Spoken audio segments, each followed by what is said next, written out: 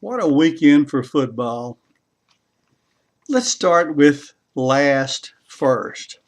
The Dallas Cowboys played some of the best football I have seen them play in years.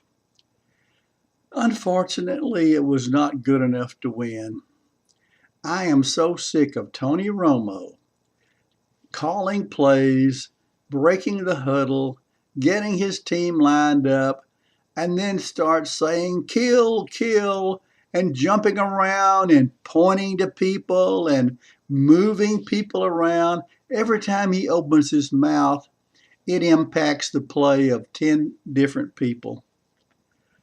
And there's no future in that, folks, because in many instances, he doesn't give his players enough time to get in the position that he wants them in, and they end up with 13 penalties.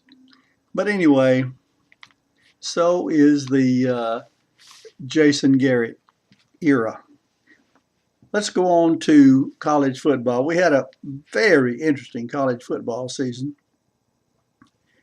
A&M is exceeding my expectations greatly. I never expected them to be as good as they are. And let's lay that at the feet of Sumlin, the coach, and Johnny Football. That kid is just incredible. To walk into a conference like the Southeastern Conference and set a record that he set this weekend.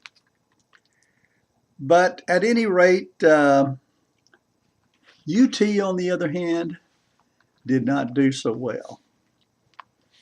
I believe that many of the alumni are growing weary of Coach Brown and his tremendous recruiting and his inability to coach.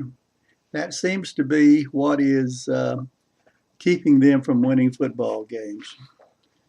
You got to love Patterson over at TCU. He lost one of the best quarterbacks in the nation.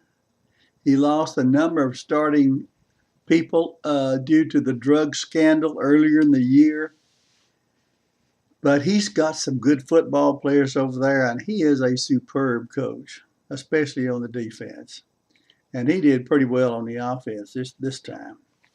So you got to hand it to the Frogs. Tech, who would have thunk it? West Virginia came barnstorming into that little West Texas town of Lubbock, expecting to blow them out. But if you'll notice, West Virginia hasn't stopped anybody this year. Everybody can score enormous points on that team. So the Techsters put up a good stout defense with good coaching and a good offense. And my goodness, they just outdid themselves. And they didn't just beat West Virginia, they beat them handily.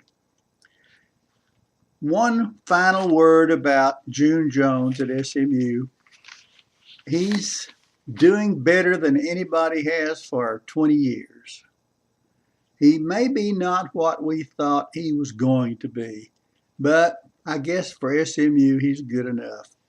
Maybe that is not and will never be a top flight football team without lots of money to pay players. You guys have a nice week.